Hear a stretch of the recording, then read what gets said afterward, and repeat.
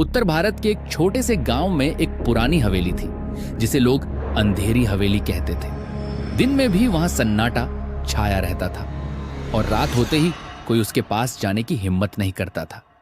गांव में रहने वाला एक लड़का रवि बहुत बहादुर था।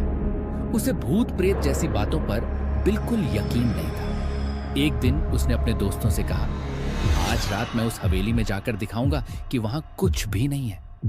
रात के 12 बजे रवि टॉर्च लेकर हवेली की ओर चल पड़ा। हवेली के पास पहुंचते ही ठंडी हवा चलने लगी और पेड़ों की शाखाएं अजीब आवाजें करने लगी। जैसे ही वह अंदर गया, दरवाजा अपने आप धड़ाम से बंद हो गया। रवि घबरा गया, लेकिन उसने खुद को संभाला और आगे बढ़ने लगा।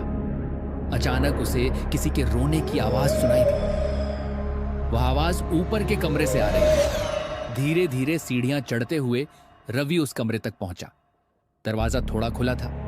उसने जैसे ही दरवाजा खोला, अंदर एक सफेद साड़ी पहने औरत बैठी थी। उसका चेहरा दिखाई नहीं दे रहा था। रवि ने डरते हुए पूछा, कौन हो तुम?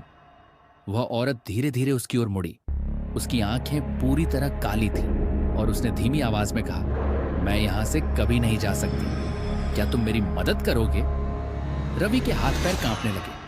उसने पूछा, कैसी मदद?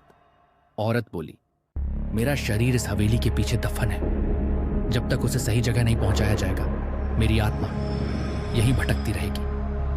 अगली सुबह गांव वालों ने देखा कि रवि बेहोश हवेली के बाहर पड़ा था।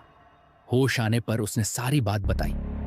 गांव वालों ने मिलकर हवेली के पीछे खुदाई की और सच में वहां एक पुराना कंकाल मिला। जैसे ही उसका अंतिम संस्कार किया गया, उस दिन के बाद हवेली से कभी कोई अजीब आवाज नहीं आई।